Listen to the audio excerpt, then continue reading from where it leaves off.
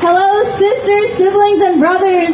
I am the president of UE Local 256, the MIT Graduate Student Union, representing 3,000 graduate workers at MIT. And we are proud to be here, standing against genocide and against repression, and to call for the immediate release of Mahmoud, for Ramesa, for Badar Khan Suri, and all students and workers abducted by ICE. I am proud that during the student encampment movement last year, members of our union were on the front lines. And when MIT unjustly suspended over a dozen workers and took away our jobs, our union fought back, and through our collective power, we reversed those suspensions and won back every job. But now is a critical moment for labor to fully back this fight against the genocide in Gaza. Because every bomb that they drop on Palestine, every multi-billion-dollar check that Congress cuts to Israel, that is money that they are not providing to working people here. There is a war on the working class at the same time Israel is carrying out a genocide against the people in Gaza. And in Boston, just minutes away from MIT, Ramesa Öztürk was abducted from the streets in broad daylight. She's a PhD. Yeah, shame on that. She's a PhD student. She's at Trump and a union member of SEIU 509. Mahmoud Khalil is a union member of UAW 2710 at Columbia University.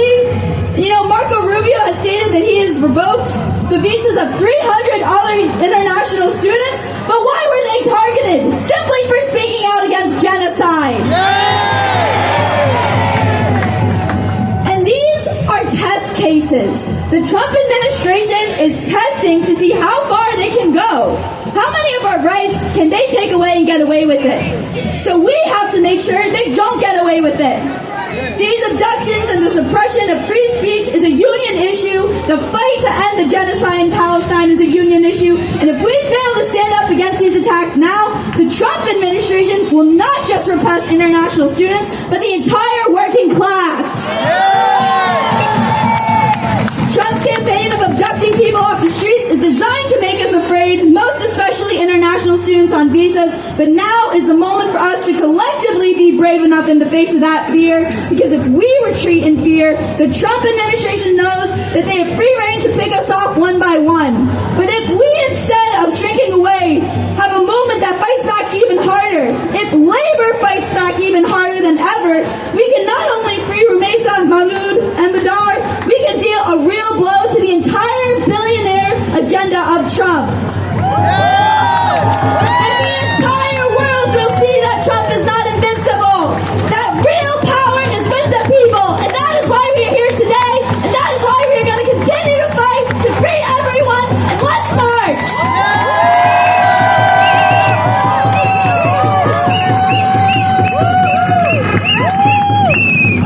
Free Palestine! Free Palestine! You can see we're getting ready to march. I just want to note that we have a contingent, a deaf contingent that's here. We want to help them make their way to the front of the march, because that's where the interpreters will be. So if you see them, help them get to the front. Don't block them. Give it up for our interpreters, by the way, who have been here all day holding it down for Palestine so everybody can be a part of this event.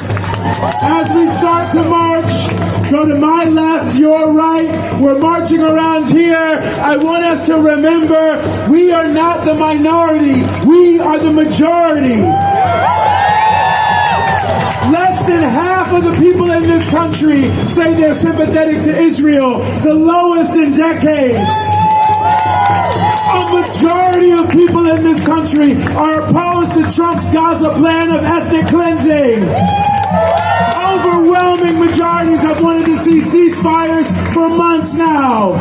We are not a fringe movement. We are not a movement of outsiders. We are a movement of the majority, of trade unions, of Palestinian people, of Black America, of the deaf community, of the queer community, of Lebanese people, of Filipino people. I saw your flag.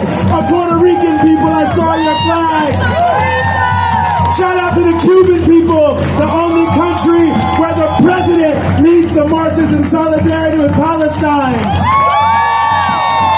The people of Egypt who have stopped buying American goods to protest and boycott the genocide.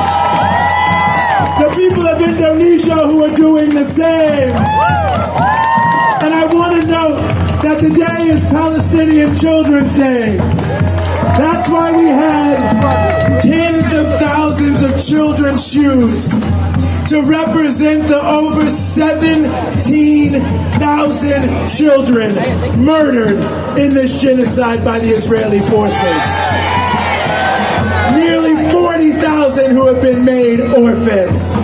We stand on the side of those children and their parents and their uncles and their grandparents and the people they weren't even related to, the over 50,000 who have been brutally murdered by the war criminals in Tel Aviv and right here in Washington, D.C.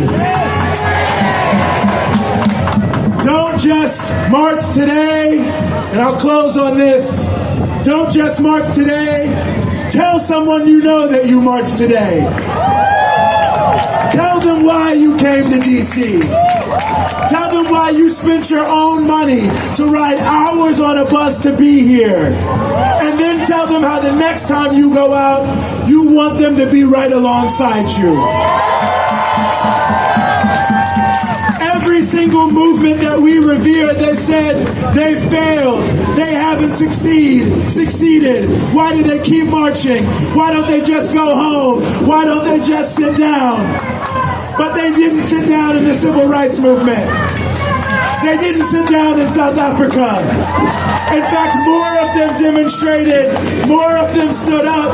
Yes, more of them went to jail, but they were unbreakable.